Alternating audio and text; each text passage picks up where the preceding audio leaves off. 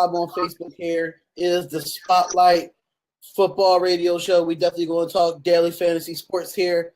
I am Coach D, a.k.a. Darian Hopkins, and we got my man Cory here. How you doing today, man? I can't complain, brother. How about yourself? I'm doing really great. I'm doing really great, man.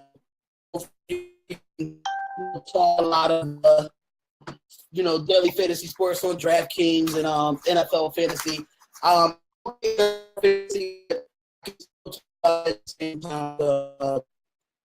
Let's get started, man. So, what do you want to start off with today? Well, man, I was thinking, with the different games coming up this weekend, and especially Thursday night games and stuff like that, you just kind of go over some different players, different starts, different sits, different teams who think will do some stuff. So, what do you like this week, D? Who do you like for teams, and who you think will win? I'm gonna start off with the quarterbacks first, because me personally, I usually go off of and I usually use that for my ESPN because it's almost kind of like the same thing. But I like Derek Carr versus the Washington Redskins. Their secondary has been beat up very, very bad. I don't think Breland is going to be great as far as a corner trying to cover Crabtree, knowing that Josh Newman is going to cover Amari Cooper. But I like the matchup defensively. I think it's better than it's better for Derek Carr to definitely for the rushing attack is I like Matthew Stafford versus the Falcons. Matthew Stafford has been, very great this year as far as throwing the football with Golden Tate and Ebron and Galloway as a rookie. So I could feel like they can put up points too. But according to NFL, it does say that Stafford finished 17th in fantasy points among quarterbacks. So that was kind of pretty cool with me. People have this rebound game of versus the Falcons, knowing that pass rusher Vic Beasley might be out with the hamstring. But Stafford is solid at home, throwing 26 touchdowns, just 5 receptions in the last 12 contests. But I do like those top two quarterbacks matchup so far. So who do you have that you like at quarterback? This week, man, just versus some different people, I'm thinking, if you're going now, we're talking normal, just fantasy, or we're kind of talking like some DFS and Draftkings FanDuel type stuff. We can talk DFS. I still like those two quarterbacks in DraftKings because they're low priced. I think Derek Carr is only like at 68 or 6,900. At that price, I think that's still pretty low for with the stats that he has put up. Stafford is kind of low too. I think he's at I think I wrote it down. Yeah, Stafford is 6,200. So that's still a good value pick if you want to go low for a quarterback and help build around your lineup. I think that's actually, I think you're dead on point there. Carr, Derek Carr, like I said, the Washington Redskins have been beat up. If you look at just, the rankings, on average this season, they're giving up 17.5 points, and that's in normal fantasy. That's not even DFS. So in DFS, it's even higher. Versus their defense versus wide receiver. So, I definitely think you're on point there for sure. And you were talking about Stafford. That game there, they've got a pretty decent spread going. They're expected the Lions are expected to score 23 points. The Atlanta's supposed to score 26. So right there, you've got a Vegas total score of about 29 or 49 points. So there's definitely some room there for some points. Definitely be able to pick up some stuff, and especially with those two not being as high rated, as say some of the others. You got Brady, Breeze, Roethlisberger and stuff like that. It'd probably be a pretty good contrarian pick, kind of make your lineups a little different, see if you can get money that way for sure.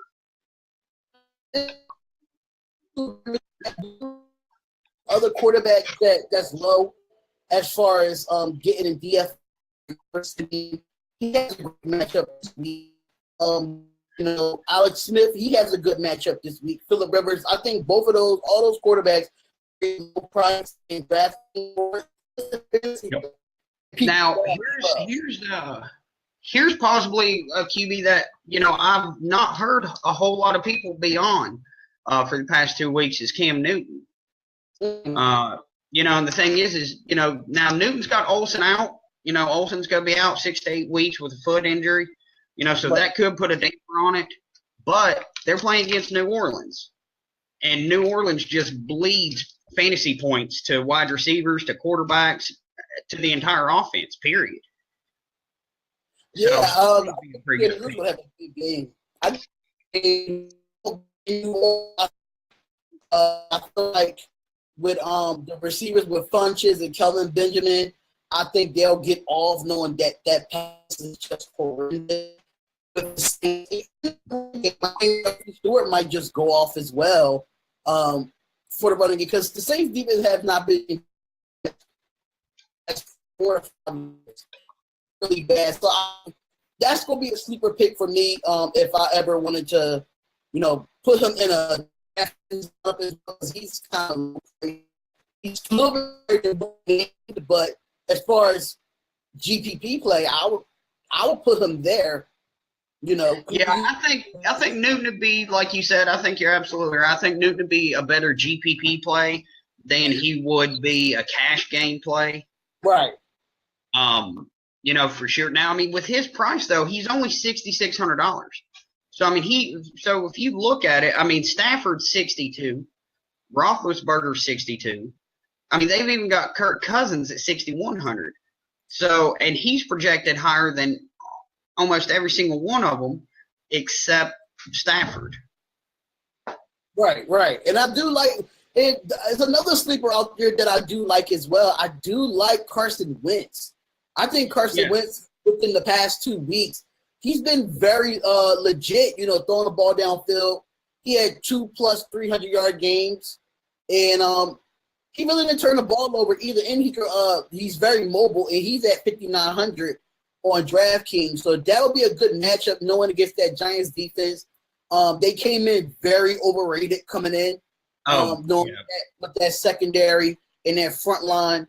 And I feel like Carson Wentz with the stack of even putting Alshon Jeffrey or Zach Ertz in that stack with on DraftKings, you still save some money to put yourself around other teams. And another sleeper that I have is Jay Cutler versus the Jets. That's not a bad pick either. Just for the simple fact that there's a lot of different people who's trying to steer kind of clear of Cutler because we all know Cutler's history. Right. I ain't gonna lie to you, not trying to hate on Cutler, but he's the best quarterback for the other team every time almost. He'll throw the ball to them. But, it's like I said, Wentz, he's put up good numbers. He really has. In the past two, like I said, the past 2 weeks, just on, DraftKings, they had him projected at the projections for against the Redskins they had him projected at 20. He scored 23. Then last week against KC, they had him projected for 16, and he scored 28 points. So I'm with you. I still think he's a very, very low priced QB. And, if you can pay low for a good QB, then you can end up paying up higher for, some of your wide receivers, your running backs. The main thing, especially in GPP, is you want to try and make your lineup contrarian. You want to make it different. That way, if you do get first, then you ain't got to split your money with nobody. Yeah, that's true. I only reason why I've decided on Jay Cutler because I just feel like with the Jets defense, that secondary just and usually what he had when he was in Chicago, all he had was really Alshon Jeffrey.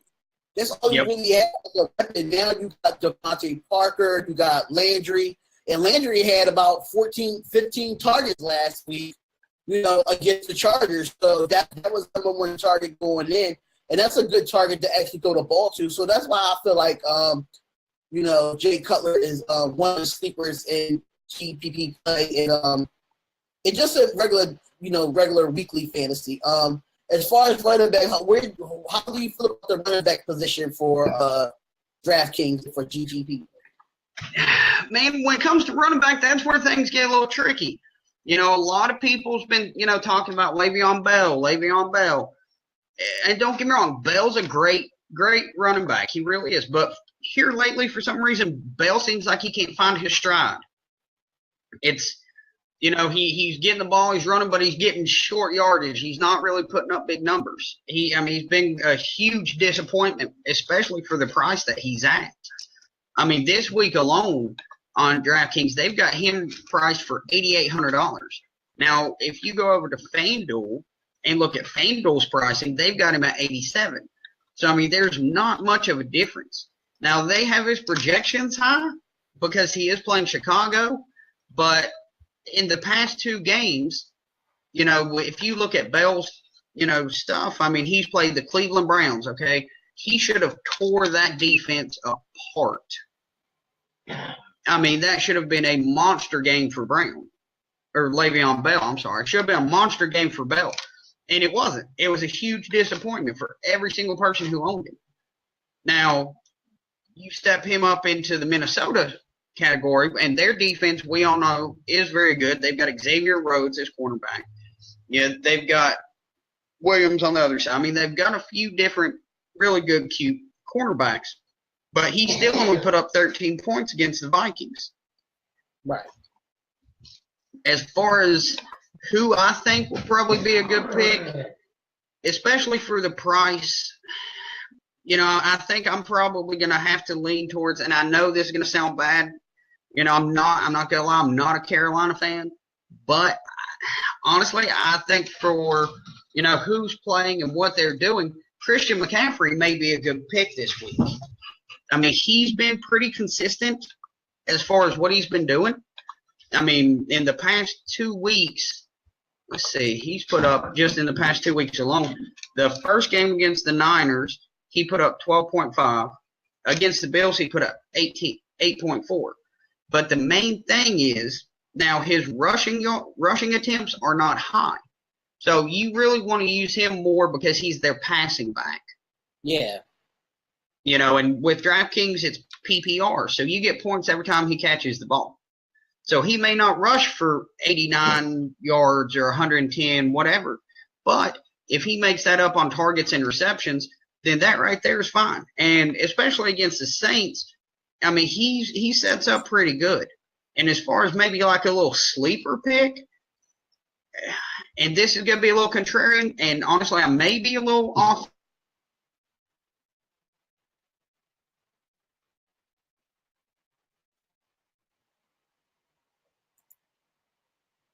All right, just give me 1 second here. He actually left the show, so let me just finish what he was saying. That the fact that that he decided, Christian McCaffrey as a DraftKings pick, and I really like that pick as the 6,100 at DraftKings. I think that was pretty solid for a running back. Just give me 1 second here while we, have this, this difficulty as far as with fantasy football. He says computer went down. He'll be right back. So I am going to get into other ones. Christian McCaffrey is really good of a running back, especially at 6,100 against Saints D that's lasted almost everything with lasted everything on defense. So I just feel like with what's going on with the Saints is just not really realistic to play anybody, even pick up a Saints D and get in football. But just give me 1 second here while I refresh my my internet connection so we can see if we get a better connection. But it's looking okay right now. So just bear with me 1 second when I get back. 1 second.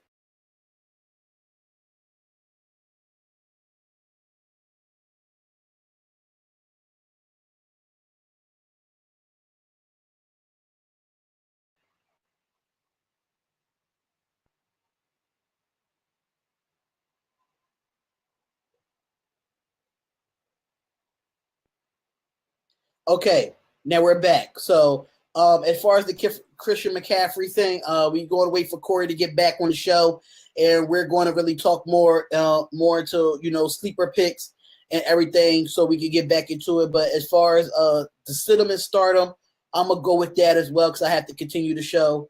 So, for my starters, I do have. If you really want to get into it, as far as quarterback wise.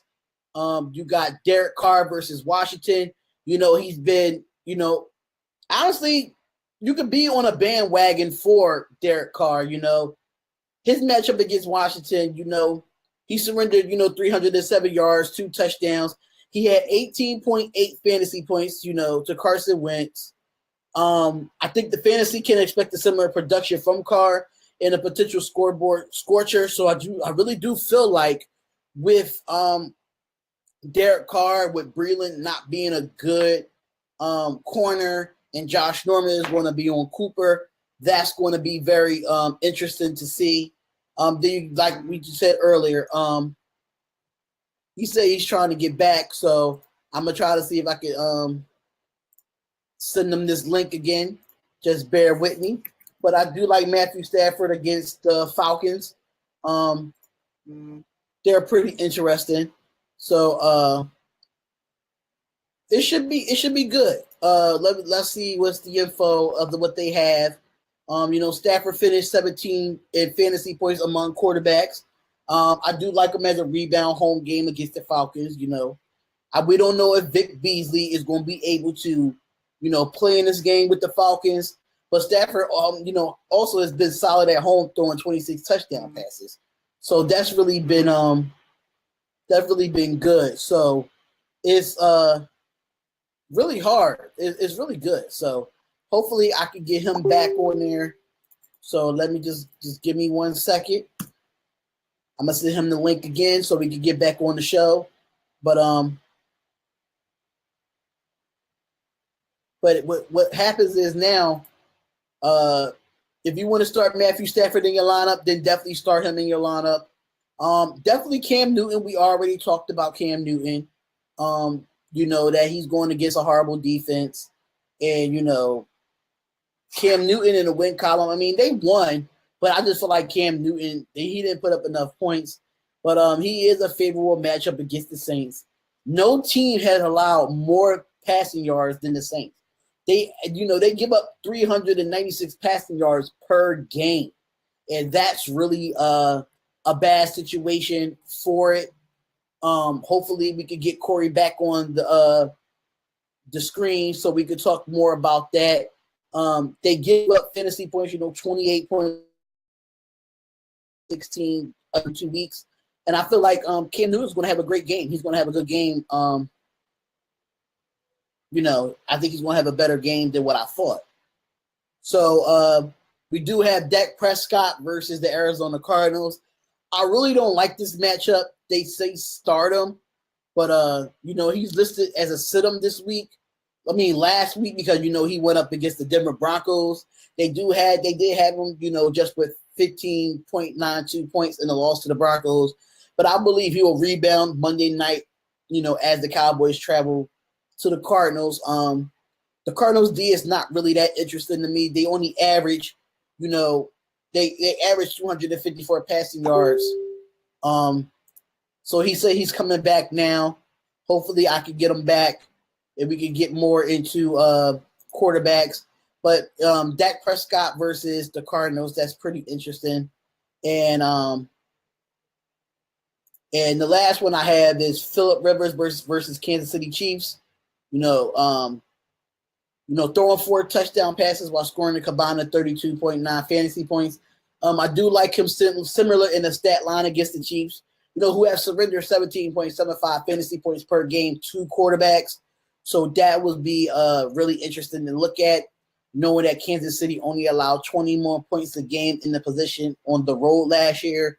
So that should be a pretty interesting in-rival game. My sleeper picks, I do have Trevor Siemian versus the Bills, Alex Smith versus the Chargers. In my deep sleeper picks, I do have Jay Cutler versus the Jets and Deshaun Watson versus the Patriots. That's who I have. To sit them quarterbacks, to sit up the week, I'll have Jameis Winston versus the Minnesota Vikings, Russell Wilson versus the Tennessee Titans, Tyrod Taylor for the Denver Broncos, Joe Flacco versus Jacksonville, Eli Manning versus Philly. Other busts that would definitely be in fantasy football would be Blake Bortles versus the Ravens, Andy Dalton versus the Packers. I really don't like the fact that Ben Roethlisberger is a bust. Beware, according to NFL.com, I feel like he's going to have a great game against the Bears, knowing that the Bears is not that good of a defensive team. But I do like their front line. I think their corners is not going to be able to cover Antonio Brown or Martavius Bryant. So the killer bees might just go off. I don't like the fact that you told to sit Ben Roethlisberger. 2 versus the Seahawks. So we have our guy back. Sorry about that. That's my bad. I apologize.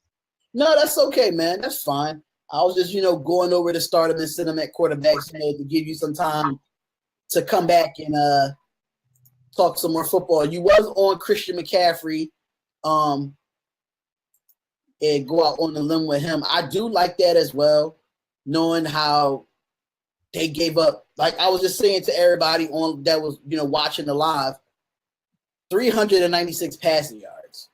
That's how much they give up. 396 passing yards, and that's last. That's 400 yards a game.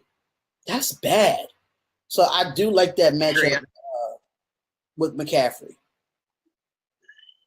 I mean, the Saints, that's the thing. The Saints defense just bleeds points to everybody. I mean, you can take an average wide receiver, an average running back, and put them up against the Saints defense, and they're going to look like a rock star every time. Absolutely. I see what a lot of teams did last year, and they didn't improve their defense at all. No, I mean the thing is the Saints they've made no improvements whatsoever. I mean it's bad. I mean it's bad. And then like you touched on the Giants, and how their defense has been real hyped up, and I mean absolutely. I mean their defense has been horrendous. Their offense has been even worse. So it's like you said, pairing, Wentz, maybe some Jeffrey, some Ertz, things like that. I mean, that may be a very good pick. Now, there's another running back, that I'd like to touch on, get your opinion on, D, and kind of see what you're thinking. What do you think about Jay Ajayi this week? I actually have him in one of my picks for Jay Ajayi. I think he's going to go off. He had a great game versus the Chargers, and he had over 100 yards rushing. So he was really pretty impressive to me. But with his Jets defense and anybody at the run, that's a good value pick at 7,700. Knowing last game he had 28 attempts for 122 yards. He averaged 4.4 yards a carry. He even caught the ball, only with 2 receptions, but he could do it all. I think he will help out Jay Cutler get the ball out of his hands quickly. And if they establish that run, that will definitely help out Jay Cutler in the passing game. Oh, absolutely. Absolutely. And, I mean, if you look, like you said, if you look at, just his stats for Draftkings, stuff like that, in week 1, Ajayi put up 7.5. Now, that was against the Steelers defense, who we all know is a little stingy on giving up points, versus running backs. So if you look at that, I mean, this just by this season, you've got the Steelers, I mean, they're ranked 22nd, which is pretty good out of 32 teams. So they're, on average, giving up 13.9 points over the past 2 games. That's not a lot of points. So even with him being on target for those projections, and then you compare that with what he did last week against the Chargers, put up 17.6. Now, the Chargers' defense against the run is still, they're not the greatest, but they're even less stingy. They only give up 11.5 between the two. Now, the Jets, they're bleeding points to running backs. over the past 2 weeks, on average, between the two, you take the two and average them out, they're giving up almost 30 points to running backs. 30 points to running backs? Wow. And, Ajayi's no joke. That's the thing is, Ajayi's not just I'm going to hand you the ball and you're going to bust up the middle. He'll swing out on a screen. He'll play receiver. He'll do all kinds of different stuff. So the value for Ajayi is definitely there, in my opinion. I thought his salary would be higher coming into this year, knowing how effective he was last year. But the fact that he's at 7,700 on Draftkings, that's still pretty low for a top 5, top 10 running back in the game right now. So, absolutely. So I thought he would probably be up there with the David Johnson or the Le'Veon Bells, but I do have a sleeper running back this week, and my sleeper running back is going to be Derrick Henry. I really like him. You took the words right out of my mouth, D. I really like Derrick Henry because I'm not an Alabama fan. I'm just going to put that out there. I'm not an Alabama fan, but the kid can run the football. DeMarco Murray has been hurt. He hasn't really been consistent, and Derrick Henry has stepped up and actually turned the Titans into a running football team. It takes a lot off of Mariota, especially trying to knowing that he got hurt running the football last year. So you're absolutely right. I mean, Murray's even questionable for this week anyway. Still dealing with that hamstring injury. So, I mean, you're dead on, D. That was one of my little sleeper picks too, man. So we're right there together on that one. And he's only 5,300. So if you put him in your top 2 running backs, you could put that at Derrick Henry in one of your top 2 running backs, or you could put him in a flex and have a 3 running back flex and have 3 cheap running backs to still build around your lineup. Because last game, he do fantasy DraftKings points last week, and he was 14 attempts for 92 yards, and he averaged 6.6 yards a carry. You can't deny that Derrick Henry is actually getting the job done in Tennessee. Oh, absolutely not. Now, let me ask you this, D. We've touched on QBs, we've touched on running backs a little bit. Who do you think on just those two, as far as quarterbacks and running backs? Who do you think you should fade this week? Who are you going to try and steer away from? This week I'm going to steer away from Jameis Winston. I'm going to steer away from him because he's going up against a tight Vikings defense. I don't feel like he's going to be really productive, knowing they're going to be in Minnesota and they play. I think Minnesota plays better at home than they play away. But I feel like I'm gonna steer away from Jameis Winston this week, knowing the fact that when he played them, I think Drew Brees only had 1,564 fantasy points in week 1 against the Minnesota Vikings, and I like Jameis Winston. Don't get me wrong. I just feel like with the Deshaun Jackson's not really being productive. It's just only Mike Evans. If they really want to win this game, they got to get their tight ends involved with O.J. Howard and Cameron Brate. They got to get them involved. But I feel like the running back position and Jameis Winston, I don't feel like he's going to be productive versus the Vikings. Now, I'm with you. Now, maybe once Martin comes back, they might have a little more there, because they do, any defense, whenever you've got Doug Martin in the backfield, that defense has to game plan specific for Doug Martin as well. So if Martin was back, I'd be, all about it, with Winston. Now, I'm going to say something a lot of people's probably going to not agree with this. If it was me this week, I think I'm going to fade Matt Ryan. And, a lot of people think that's crazy because, he's put up some great numbers. Ryan's a beast. Matty Ice. But if you look at what he did against Green Bay, he was projected for DK for 24 points. He only got 14 against Green Bay.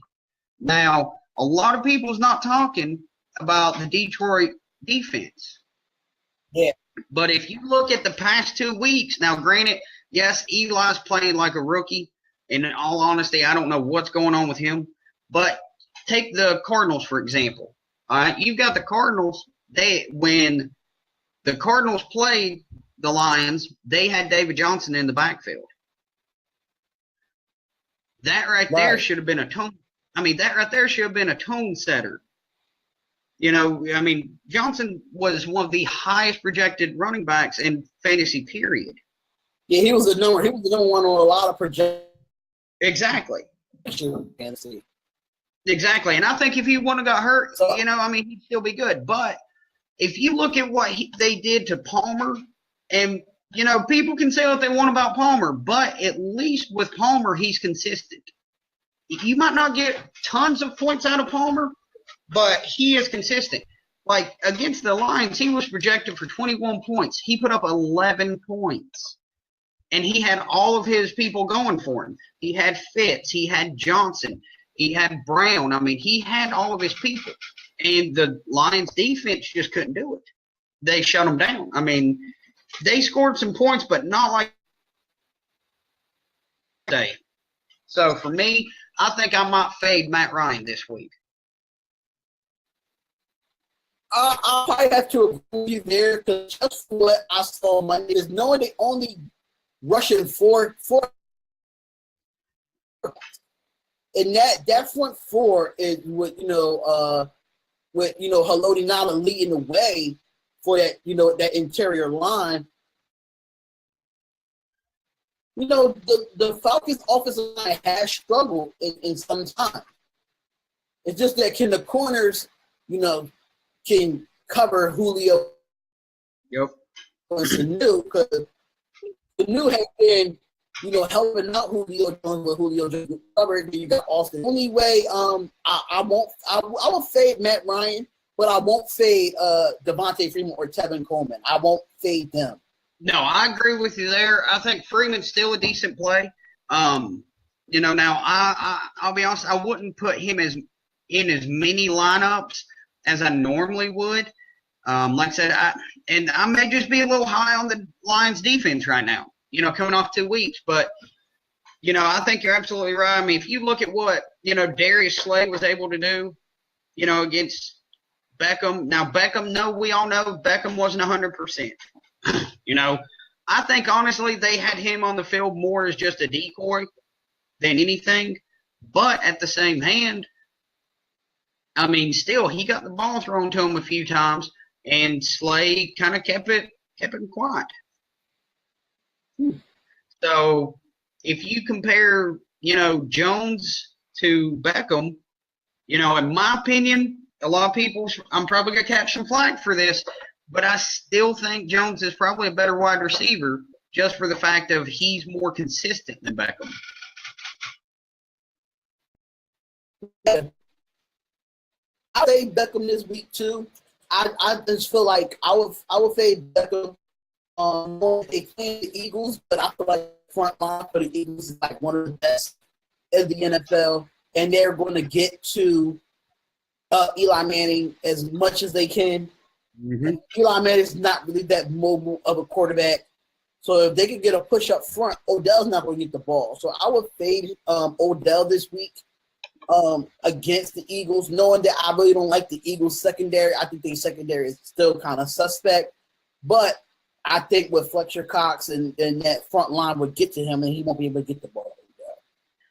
Now, since we're kind of steering towards wide receivers here, who are you high on this week? If you had to pick a wide receiver, who would be your number one wide receiver pick this week, you think?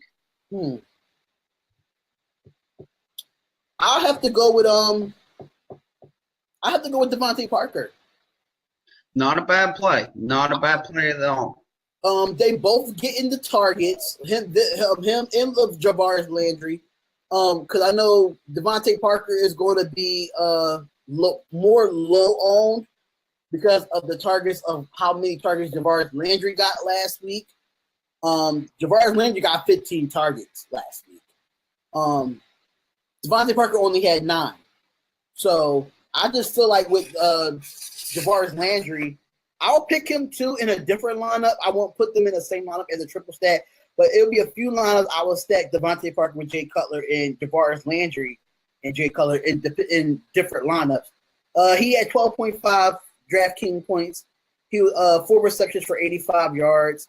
I think a touchdown would have been good for him last week, but I do like this matchup with the Jets. I mean, the Jets is not covering anybody. They're not covering a soul right now.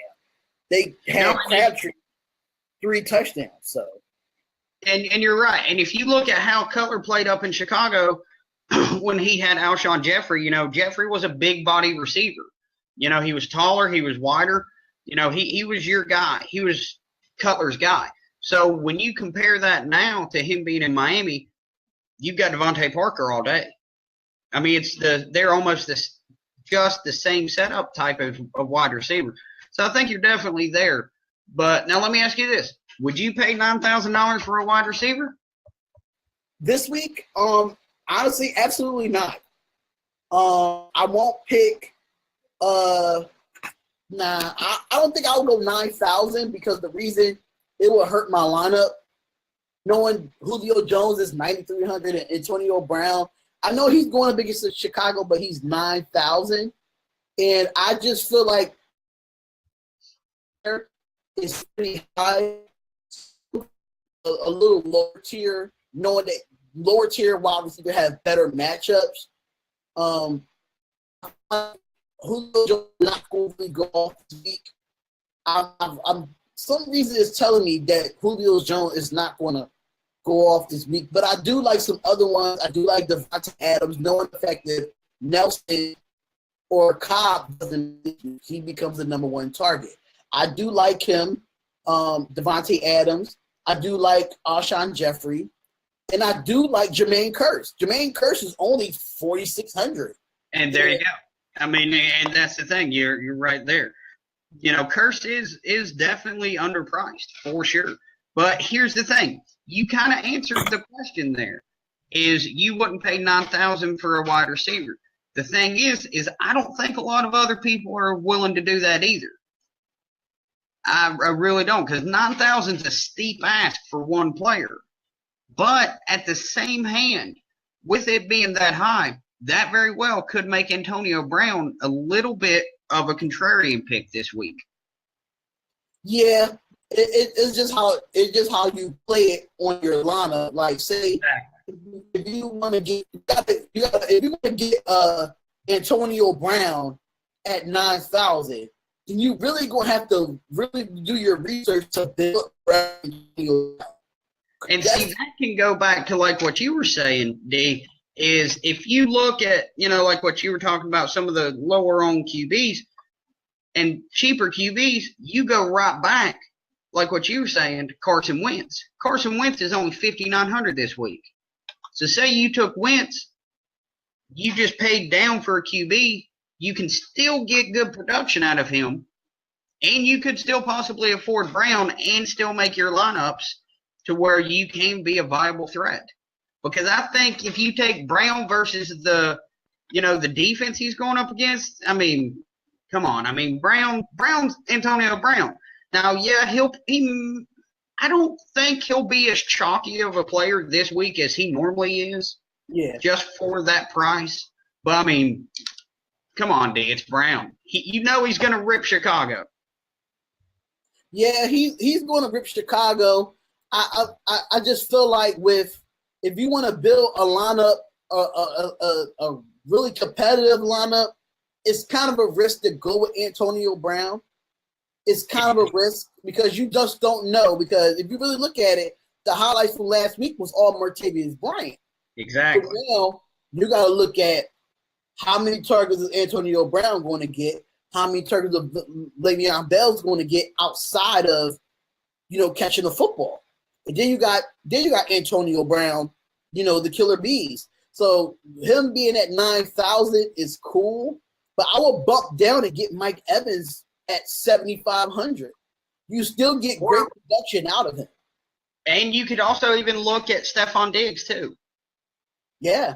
Now, the only thing about Diggs is really you're going to have to look at whether or not Bradford's playing.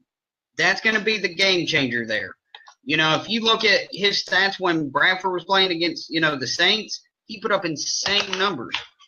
And then you cue Bradford goes out, doesn't play last week against the Steelers. Even with Bradford not in, he still had 6 targets. Now, he only caught 2 of those, which is disappointing, but we all know Diggs can take 2 targets and turn it into a 45, 50-yard touchdown run at nothing. Right. He be out this week. He might be out for 6 weeks. And that really hurts Stephon Diggs in fantasy points and as wide receiver in the league. Case Keenum's not going to get the job done. We already know for a fact that Case Keenum's not going to get the job done. So with Stephon Diggs, you really got to make sure that Bradford is playing this week. If he's not playing this week, I would say sit Diggs. And but I wanted to go back to because I feel like the Minnesota Vikings defense, like their corners, if it's not Xavier Rose going up, then I don't know what the other corners are. I feel like the Jackson's deep threat of having him run deep, it's going to try to double him and leave Mike Evans open. Mike Evans had 9 targets last week. He was for 7 receptions for 93 yards.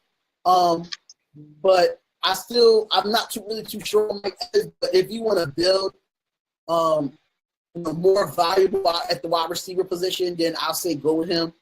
But if not, I will go with A. Brown. But I have to build around my team, make sure I get to the actual salary. Now, touching on, I ain't gonna lie, I've got to come clean here. I'm a Titans fan. That's my team. I'll pull for the Titans. Now, in a lot of different things, they've got Rashard Matthews looking favorably against Seattle. How you feel on that? I like Rashard Matthews. I always like to see he's rated in this league as far as catching the ball and putting up stats. But the question is to going to put Sherman on him, or is they going to put the other corner from the Seattle Seahawks? And that's the thing is, I've got a tool here. Let me see if I can pull this up. I can actually probably tell you who he's going to line up against. Because I do like Rashard Matthews. I think the defense for Seattle is not what it used to be. I think they're better off. Their running game, that's why their running game is not like they really can't get to the quarterback like that either. I like the offensive line for the Tennessee Titans. Offensive line is pretty tall. You do have times where hold up, sorry about that. But you do have times where they do give up a sack or two, but outside of that, I do like the Titans in this game. Rashard Matthews might go off depending on who he's up against. If he's up against Sherman, then he's going to have a tough day. But if he's not up against Sherman, then he's going to have a good game. I do like Corey Davis. I like your other wide receiver that y'all have as well. That's where I was going to go there too. I was, maybe even sprinkle in a little bit of some Eric Decker. Right. Because the way the matchup is looking right now, Matthews is going to line up as the right wide receiver. So he is going to be covered by Sherman. Now, then you've got Griffin covering Davis, and then you've got Lane covering Decker. All right, now you still have Kendall Wright, or KJ Wright, Bobby Wagner in the backfield, different things like that. But, they've got to throw to somebody. They really do. And I think, like you were saying, Sherman's good. He is. But I do think Matthews still has potential to beat him. Yeah. If Sherman doesn't get any help over the top as far as the safety wise, I feel like 1-on-1 Rashard Matthews can beat Sherman off the line.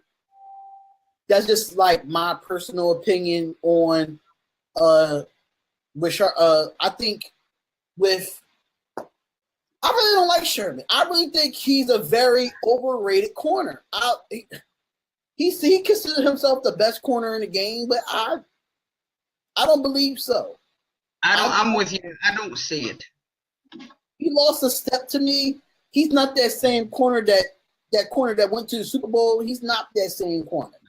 And I just feel like with Rashard Matthews might just expose him because Corey Davis is a deep threat receiver. So now if Corey Davis go deep like more than 20 plus yards and they have somebody over the top that leaves one-on-one for Rashard Matthews, I do like this pick. I think that Mariota is a good pick as well for if you want to stack him with Rashard Matthews or even Corey Davis or even Delanie Walker. Tennessee Titans have a lot of weapons that is going to be hard to see out of the cup. Now, I'll tell you one pick that I think is somewhat of a sleeper, somewhat not. But I don't think with all the different matchups, there's going to be too many people on him, is Cooper Kupp. I really think that with him going up against San Francisco, he's seen a lot of the targets coming from Goff. So I think he may be, kind of a sleeper pick, and he's super cheap at $4,700. I mean, I think he's way underpriced. Yes, in week 1 against the Colts, he had 6 targets, turned it into 4 receptions, 76 yards, and a touchdown. Now, week 2 against the Skins, he had still 6 targets, 3 receptions, but he only turned that into 33 yards.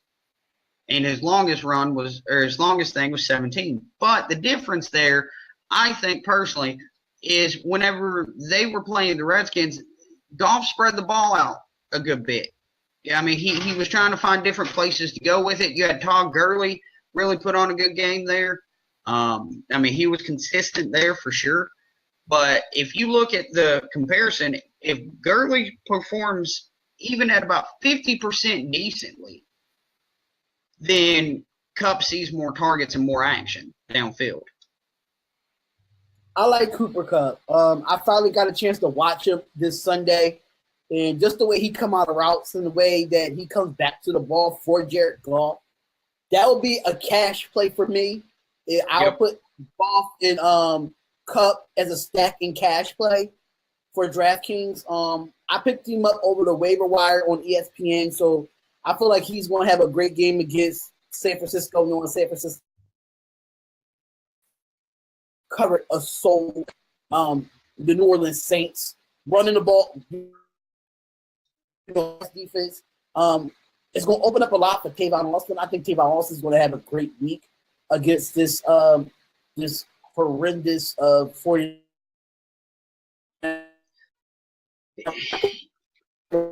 I started making one of my leagues. You know how many points that he puts up. So I do like Cooper Kupp. I think he's going to be a great target for Jared Goff. Yeah, and I think you're right there. Like what you were saying about being cash more than GPP. Right. I think he's definitely more cash game than GPP wise, just for the simple fact that, yes, he has the potential for a breakout game here, but it's volatile. It's a volatile situation there. It really is. And, I think I go more, maybe, GPP wise, you want to be a little contrarian. You want to pick somebody who could, who's got to put up some decent points, somebody with some decent consistency to where even if they, you want them to have a low floor. I mean, you don't want to have a real bad floor there. I mean, you want them to have a decently high floor. But I think, if you're thinking, like I said, there may be some people on him. But again, like you said before, cheaper Steelers pick here, like you said, some Martavius Bryant. He's not, even with his production, he's still only 5,700. And Roethlisberger's really trying to bring him more into the fold where he's seeing more targets. I do have a deep sleeper pick here. We dig into the best week 3. Sorry about that. Just give me one Oh, second. you're no worries, man.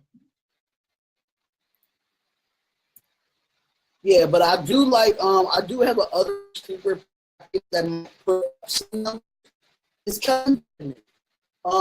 He's going up against that Saints defense again. He's a big target with Kevin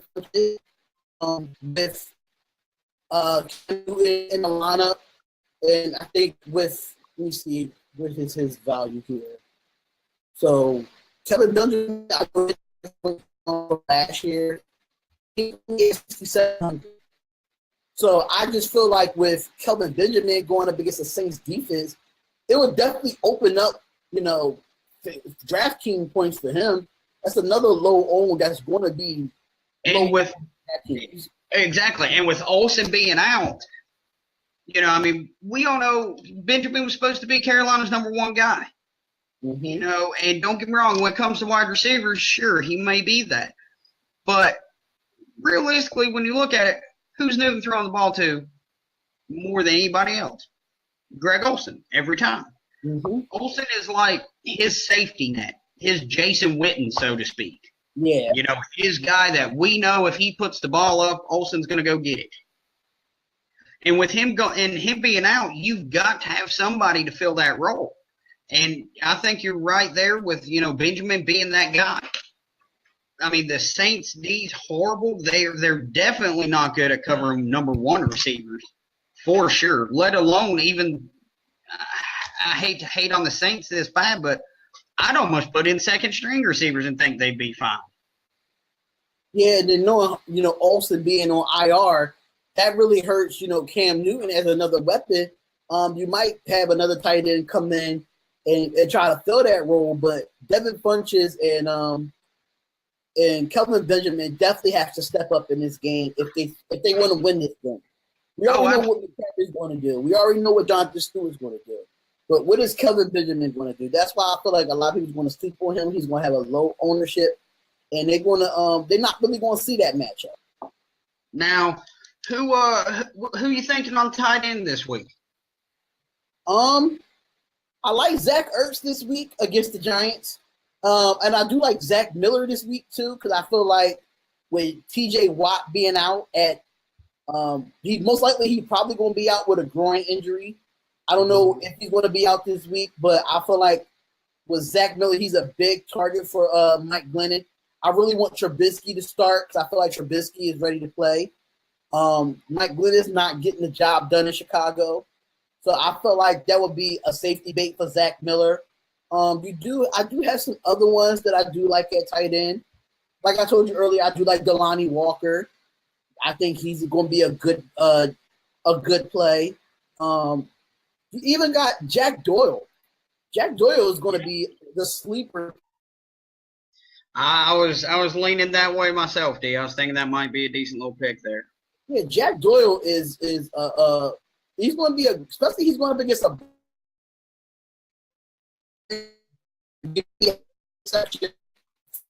yard, and all his 8 targets was catches. I feel like Brissett is going to be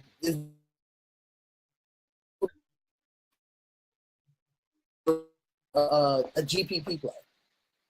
Yeah, I think for sure. Now, let me ask you this: Would you pay up at tight end, or do you think you kind of keep that position with there being so many options at tight end that are cheap, so to speak?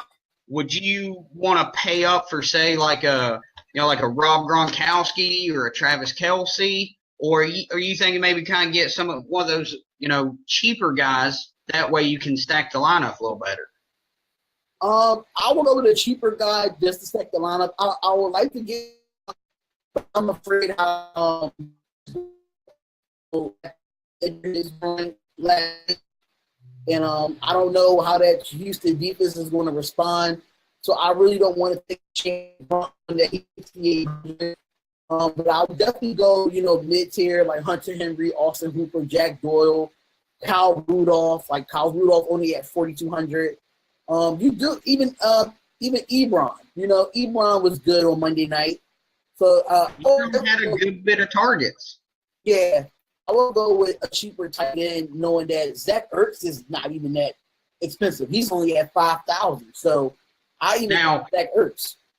I'll even go a step further than that as far as when it comes to some cheaper tight ends. I'll tell you somebody I'm kind of high on this week. I really like Jason Witten. It would be a good pickup. Who are they going against this week? They're going up against Arizona. Like they give up a lot of points. Cardinals give up a lot of points. I think it's almost 300 yards in the passing game. But that would be Witten would be definitely Dak Prescott's safety bait. I do like Jason Witten in this game. Would you play him for GPP or you would play him for cash? I mean, depending. I mean, the thing is if you look, I like Witten. I really do. I think he's going to be. I think he's at least going to see one touchdown. I think he'll be at least one touchdown. So when it comes to GPP or cash, honestly, I'd go either or. I mean, you've got some good matchups this week, for different, tight ends and stuff like that. But at the same hand, for me, I think really the one matchup that and now the Cardinals, they're somewhat decent against the tight end. But, I mean, you've got Witten at an all-pro. Yeah, I mean, Witten's been covered by the best of them, and he still comes out pretty decent. And the thing for me is he's consistent. Yeah, you always can go with Jason Witten. Like, we already know Dez Bryant's not really doing well. He really don't have no counterpart on the other end. So that counterpart will be Jason Witten. I'll even go further as a sleeper. I will go with Antonio Gates. Like, he's going to be a touchdown machine for Phillip Rivers. He's not going to put up the numbers as far as yard wise, but if you want to go with in the red zone, Phillip Rivers is going to get the ball to either Hunter Henry or Antonio Gates. So I do like him as a sleeper pick as well. He didn't get a lot of targets last week, but if you want touchdowns and you want points, I will go with Antonio Gates. And then, you've got still a really, really cheap play here, Jared Cook. Yeah. I mean, he's only priced at $3,100 on Draftkings. $3,100 for Jared Cook. I mean, and that's stupid cheap. Yeah, that's very stupid cheap, especially if you want to put Antonio Brown in your lineup, you could definitely go put Jared right there. Yeah, that would help you out, building your lineup with Jared Cook and Antonio Brown in the same lineup. But would you play with cash play or you would do it with GPP? I'm thinking he'd be more of a GPP play. I think he is. I think he'd be more of a GPP play. I mean, he's got a really good matchup against the Redskins. A tool that I use a lot. I don't know if too many other people do. But they're pretty accurate as fantasy labs. I like them. I use them a good bit. They actually have him as the highest rated tight end for this week. Ooh. And like I said, I mean, you can't beat the price, $3,100 for somebody who out of the past two games that they've played in almost every game. Let's see, just make sure I'm right on this. Yeah, he's seen no less than 5 targets both games. The game against the Titans, Fantasy football tip from Fantasy Care. the game against the Titans, he had 5 targets, 5 receptions. Give me 1 second, y'all. For some reason, the volume is like some game I'm running back. It's like I'm on a. This is the real Mirage 2 weeks into the 2017 season. I apologize for the sound because I'm on NFL.com. But I think at tight end, I think a really good pick this week would be Cook. I really do. That's going to be my number 1 tight end pick this week. I think is going to be Jared Cook. And the crazy thing is, according to NFL.com, they got him as a sleeper. Him and Ed Dickinson from versus the Saints, because Olsen. So Ed Dickinson is going to be the the backup tight end for Greg Olsen. But they do have Martellus Bennett as a sleeper and Evan Ingram as Man, I was high on Bennett. I was high on Bennett this year. When I heard he was going to Green Bay, I was high on Bennett. But, man, I'll be honest, he hurt me. He hurt me in the past two primetime slot, or the last week's primetime slot. Because I picked him as a, thinking he might be a little bit more of a sleeper type.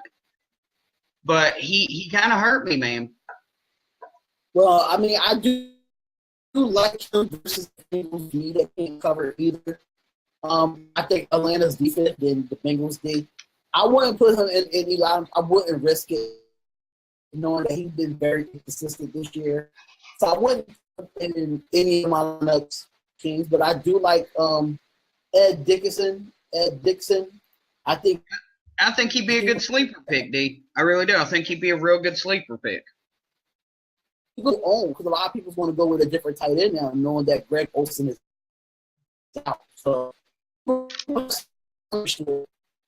well, now, let me ask you this. What are you thinking on defense-wise? What are you feeling on that? I like Broncos D this week, knowing that Buffalo's going to shut down LaShawn McCoy. I feel like they're going to shut down McCoy.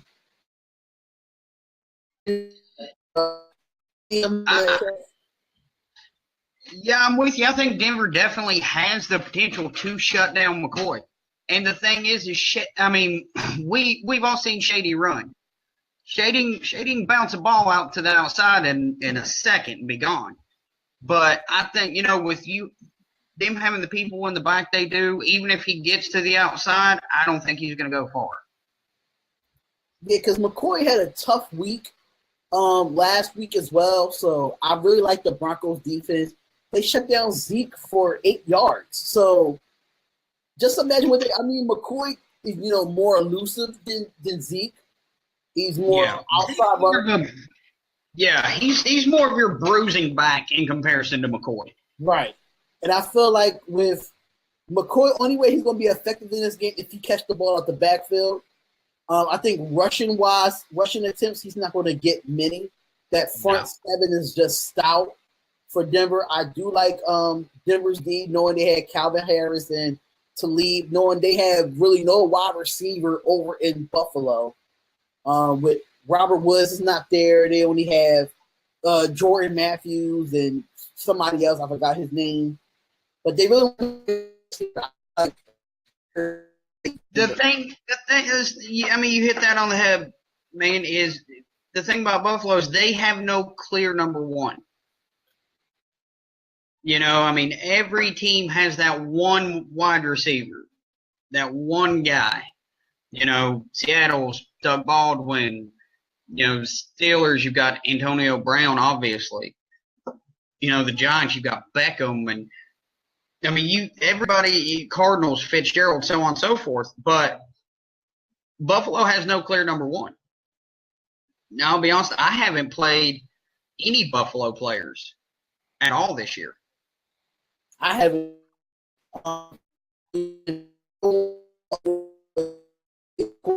Still high priced, knowing that he's gonna have a tough matchup this week. So I will.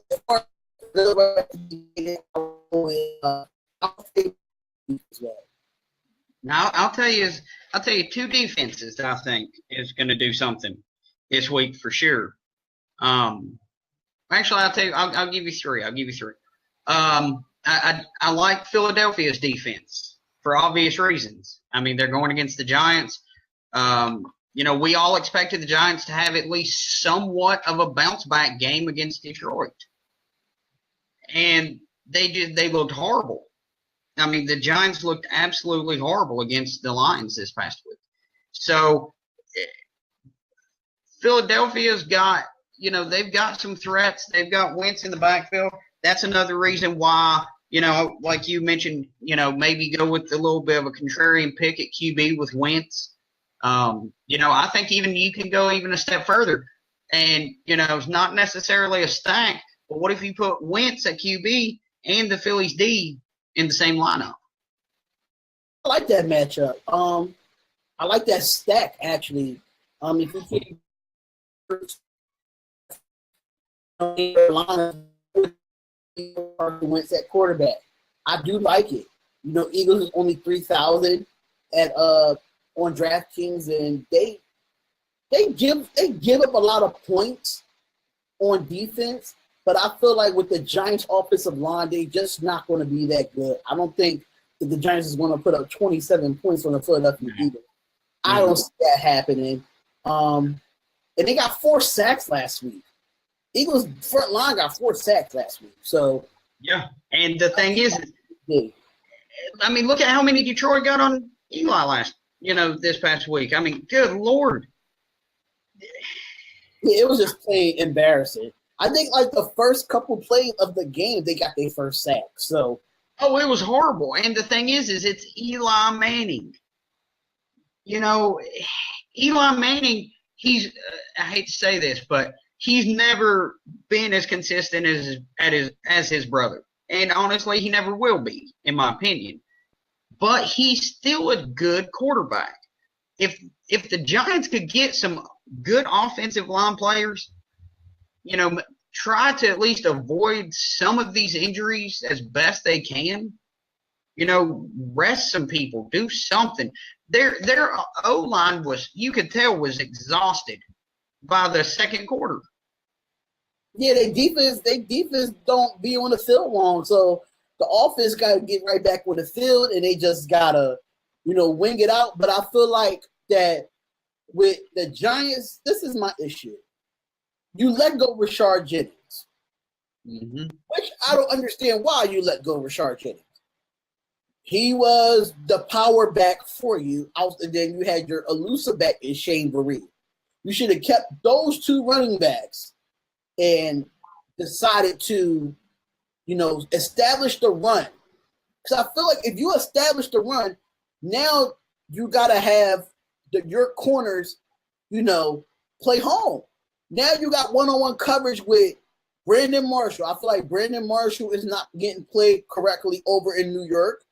Absolutely. Absolutely. I agree 100%. I've been saying that for the past 2 weeks. Everybody's like, oh, well, Marshall's over the hill. Marshall's washed up. You give me Marshall, and you can pair him against some of the better cornerbacks in the league, and he'll still burn them. I agree. I think he still has a lot left in the tank. I just think he's been on a lot. He was on a bad team with the Jets, not too like last year. He was with the Jets last year. I was kind of surprised. A lot of teams, like one of them, the 49ers could have had him. Him and Pierre Garçon, and that would be a good wide receiver tandem for Kyle Shanahan. But the Giants is not utilizing him much. If you look at, it was one play that I saw on Monday night where they brought Brandon Marshall in motion to crack down, but they threw it to another receiver. I'm saying you got to keep Brandon Marshall on the outside. Understand you want to come down and do a crack play with him because he's tall and he's physical, but you got to give him the football to, open up things for Shepard, open up things for Ingram, open up things for Beckham. You have to do that. And the play calling is just not good what McAdoo at all. It's just bad. Oh, I mean, that's the thing is if you look at Ingram over the past 2 games, it's sad to say, but Ingram's their best catcher right now. Yeah, it's sad to say. At least the most consistent, and that's sad, man. So, that's one of the reasons, that I'm really, really, high on the Phillies defense. They're good at sacks. They're good at coming up, getting over, playing off some of the receivers and getting some picks. And we all know Eli's pretty, come on. He's not the best to not throw a pick. I mean, just to be honest. Right. I agree. And I'll give you one more and tell me what you think about this one. What do you think about Green Bay's defense this week? Green Bay versus Cincinnati? I like it. I'm thinking that might be a good one. Now, here's the thing.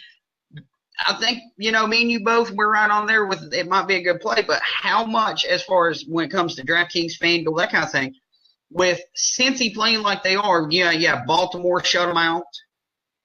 They did horrible. How high do you think the ownership percentage is going to be when it comes to Green Bay's defense? I think Green Bay's ownership is going to be very high because of, the Bengals fired their offensive coordinator. So now they had to promote a new offensive coordinator where Andy Dalton has to learn probably a different system now. I do like the front seven for the Packers with Clay Matthews, and hopefully Mike Daniels can come back. That's what they was really missing on that front line. They don't really have a lot of people back there as far as with the Packers defense. I mean, I like it, but I feel like they gave up too many points to the Falcons. If you get all those pieces back off injuries for the Packers, then you might get a good. I could project. You see, they had 2 points last week. I'll say they'll project. I'll say about 10, 11 points this week. When Andy Dalton has not really been that effective. So I do like the Packers, but that wouldn't be something that I would pick in a GPP lineup. And see, I think, GPPs, they might be decent. Now, here's one that I think a lot of people is going to steer away from. Detroit Lions. And I know for some reason it seems like on this thing I'm high on Detroit, but I think even up against Atlanta, I still think, the Lions have potential to put up some decent points, and I think they will be a good contrarian play. Yeah, they'll be a good contrarian play.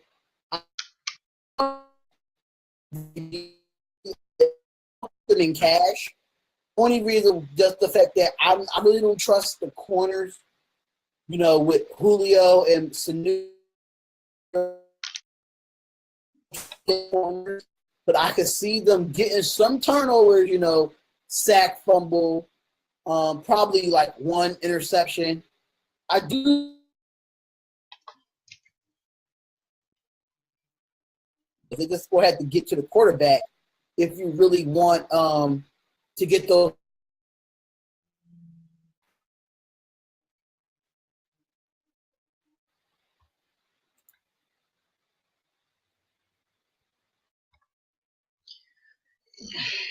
I'll tell you one that I think would be a good. My bad. I'm sorry. Oh, you're good. Good. I'll tell you one. I think that'd be a sleeper that honestly I don't think very many people is going to pick.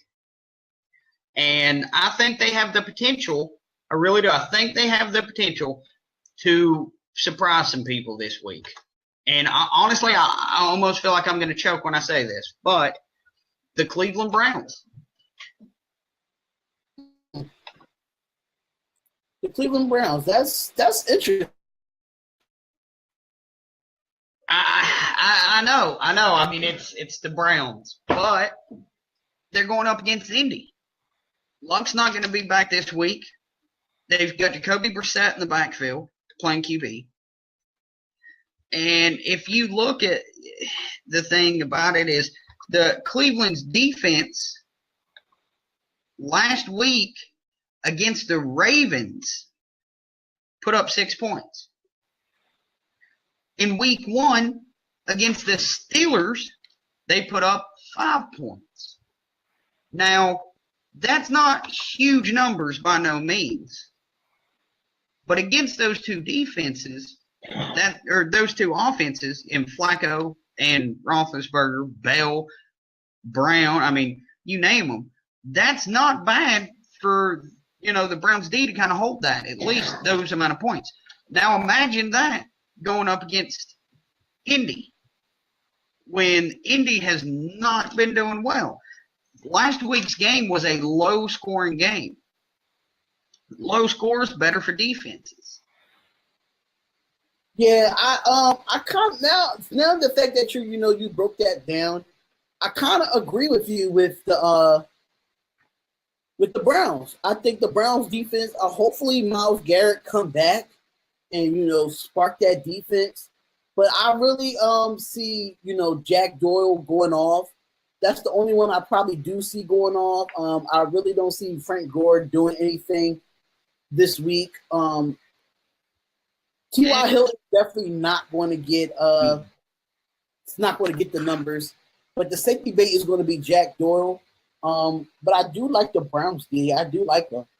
I like them offensively too, because the Colts. Yeah, and honestly, I can't believe we're saying that, D. I really can't. I cannot believe we're actually saying something positive about the Browns in how many years? It's been a long time to talk good about the Browns. I think Deshaun Kaiser is going to have a good game, knowing the fact that the Colts defense, they're not good either. They're of the bottom of the barrel with the Niners and the Jets and the Saints. They're at the bottom with them. I think Deshaun Kaiser is going to have a bounce back game this week.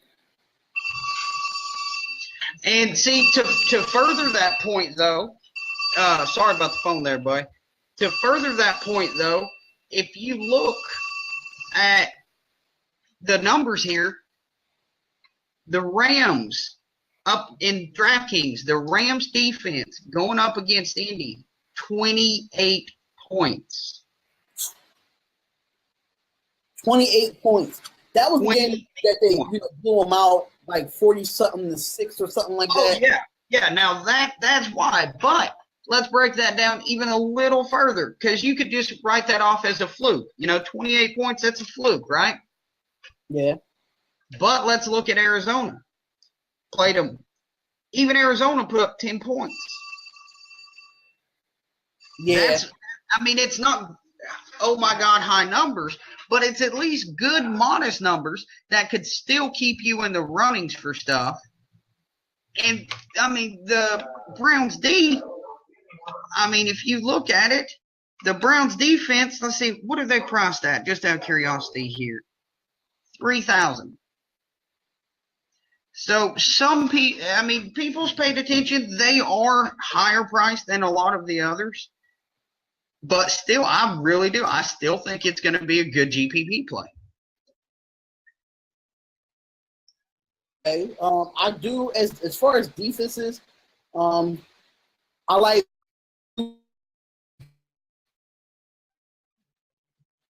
I might be going out on a limb on this one, but I do like the Titans defense. I can't say I disagree with you. Because Russell Wilson has not really been a great quarterback. That's not their game. Their running game might be the reason why I might be scared to take him, because Chris Carson is going to be the starting running back there. But outside of one of those lines in football. Yeah, and like you were saying, if you look at Seattle, let's just see, because I'm with you on that. I really think you're definitely onto something with the Titans defense. I think they'd be low on too. Yeah, I really do, because a lot of stigma, and I hate to say this, but a lot of it to me is stigma surrounding the Seattle Seahawks. Even Green Bay, they put up week 1, they put up 9 points against Seattle. Their defense did. So, and we seen what they did against the Falcons.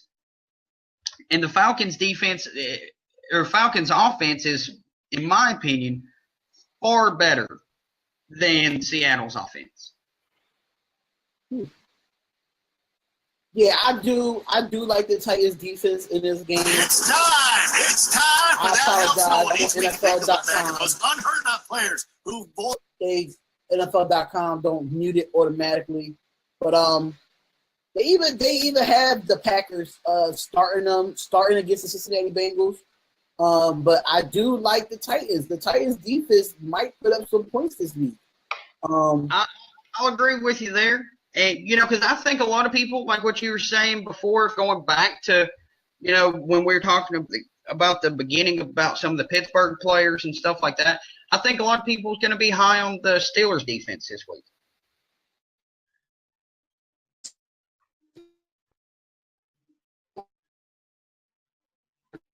They got rid of Victor Cruz, which I don't understand why you got rid of Victor Cruz, but it's the Chicago Bears we're talking about here. They only have Howard and Cohen as they running back as receivers. I can see Pittsburgh putting up a lot of numbers. They did it against Minnesota. Mike Glenn is not a good quarterback. I feel like Trubisky, whatever his name is, should start. I think he should start. I agree. I want to start him versus Pittsburgh, but I will start him the following week. Yeah, no, you don't want to throw him into that Lions den, that's for sure. You want to scare a rookie out of the NFL, put him up against the Steelers defense week one, first time they ever get to play. Yeah, you're definitely right there, D. So, Oh, go ahead. I'm sorry. No, you're fine, brother. Go ahead. They do have some sleeper picks on defense as well. We talked about the Rams versus 49ers. We talked about the Steelers. They said the deep sleeper picks is the Colts defense versus the Browns, which I don't understand that at all. It should be the Browns versus the Colts as far as defenses, and the Dolphins defense versus the Jets. Well, honestly, I don't think they may be onto something with the Dolphins and Jets, but I don't think that's a sleeper pick. I mean, to me, that's more of a kind of one of those, yeah, you could definitely see why.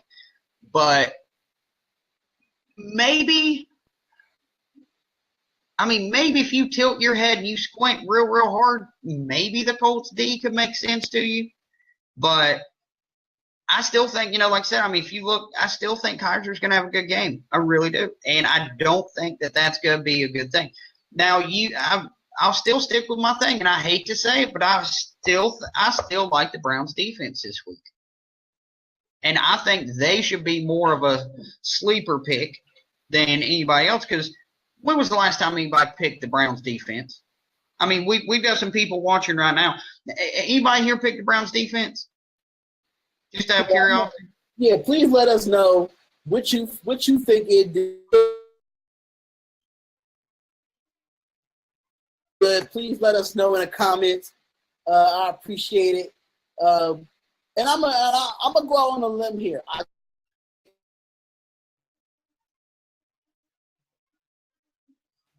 don't know what the Raiders did this week. This is the last one I think about. Only reason why I go with that, I think we're stepped up from last year as far as with the pass defense. We really did good against the Jets, and I think it's going to be a test with us with Crowder and Pryor, and we don't know Jordan Reed is questionable. So, as far as with the Raiders, I do like the Raiders against the Washington Redskins, knowing that the Redskins, they'll have Robert Kelly for this week. Chris Thompson's going to get the start. So I do like the Raiders. I'll probably put them in one lineup, but I won't put them in a lot of lineups. Yeah. That's the thing about the defenses is you can really spread those out a good bit. You really can, because there's a lot of defenses that could be good, put up very, very similar points to the other defenses. So you can afford to be, scarce. I agree with you on defenses in different lineups for sure. So we've hit on QBs, we've hit on running backs, tight ends, wide receivers, defenses. I feel like we've pretty much touched almost all of them. So let me ask you this, if you don't mind, if you had to pick, say we'll do two, say Draftkings and just overall fantasy, not even DFS, just overall fantasy. Who would be your number one play, any position, for Draftkings this week? My number one player for DraftKings this week, that's a tough one because you can always find a number one in each position. But I'm gonna go with Wentz this week. I'm really liking Carson Wentz. I slept on him the first 2 weeks. I thought he was going to have a bad game versus Kansas City, knowing that defense is really good up front. But he scorched them. As my number one pick for my lineup. He's cheap. It helps me build around my lineup. And it saves me a lot of money in my lineup as well. Because he was really good last week. 25 for 46, 333 yards, and 2 touchdowns and 1 interception. His rate was 83%, so it was really good. I really like Carson Wentz this week versus the Giants defense. They don't have no identity. They don't know where to finding identity. But I do like Carson Wentz at a cheap price for $5,900. I agree. I agree with you. I think that's a good pick. Now, overall, if you were, just in a fantasy league with your friends, you're playing for different things, who would you go with for just standard fantasy pick? Well, I did go with David Johnson first because I did have the number 2 pick, so I did went with David Johnson, but I kind of regret that right now. I would say Kareem Hunt. I would go with Kareem Hunt right now because he 5 touchdowns from scrimmage within the I think it's more than that now. I think he scored against the Eagles last week. I think that's more than that now. He has the most touchdowns out of 3 weeks. I believe Hunt did score last week. Let me double check just to make sure, because we don't want to tell anybody wrong here. But I think you're absolutely right. And honestly, that was going to be, somebody I didn't really touch on in the segment. And for, anybody listening, I'm, sorry, I meant to touch on Hunt. But, there's just so many different people. But if you look at Hunt, I think you're absolutely right. I think that's a very good pick. And honestly, I would even go as far as to say he against the Eagles last week, he had 2 touchdowns. So that's 7 touchdowns within 3 weeks. That's impressive for a rookie running back. Exactly. And so, and Kansas City's leaning on him pretty heavy, man. And, in standard fantasy, I ain't gonna lie to you, I got him. I picked him up in standard fantasy. He's won me the past 2 weeks. He's helped me win the past 2 weeks. So I still, for standard fantasy, I still think, I'm going to have to go with your pick on that one because that's who I was going to go with too, will be Hunt. As far as Draftkings, I think my number 1 DK pick, I'm with you on everything because it's tough. There's a lot of good people. There really is. I think as far as a number 1, I hate to say it because he's chalky. He's going to be a chalky player, and he's always that guy. I think Antonio Brown's still going to have some huge points against Chicago. I do. He's high priced, but to me, that high price will steer a lot of people away from him. Yeah, I agree with that. If it came down to it, if he was less than 9,000, I would have had him at my number 1 pick. But even Martavius Bryant, if you don't go with Antonio Brown, you can go with as a number 1 pick as wide receiver because he's going to be very low owned. They're thinking Antonio Brown, Chicago Bears defense, he's going to go off. But Martavius Bryant's on that other side. So if he gets double team, it might open up for Martavius Bryant. So with that, I do like that pick. I do like that pick for Antonio Brown. But for quarterback, I definitely had to go with Wentz. I had to. It might help me, get Antonio Brown knowing that Carson Wentz is 5,900. Hey, and then you could throw in the Cleveland D because they're cheap. Right. So you could definitely build your lineup that way with a lot of these players. There's a lot of them that's out there. Even if you don't go with Carson Wentz, you can go with, Alex Smith. He's 5,900 too. Yep. Go with him. And then you can even stack him with Kareem Hunt because Kareem Hunt catch the ball off the backfield. So that's still a good matchup, there. Oh, absolutely. I agree with you, D. I really do. And I think we've touched on a good bit of stuff here.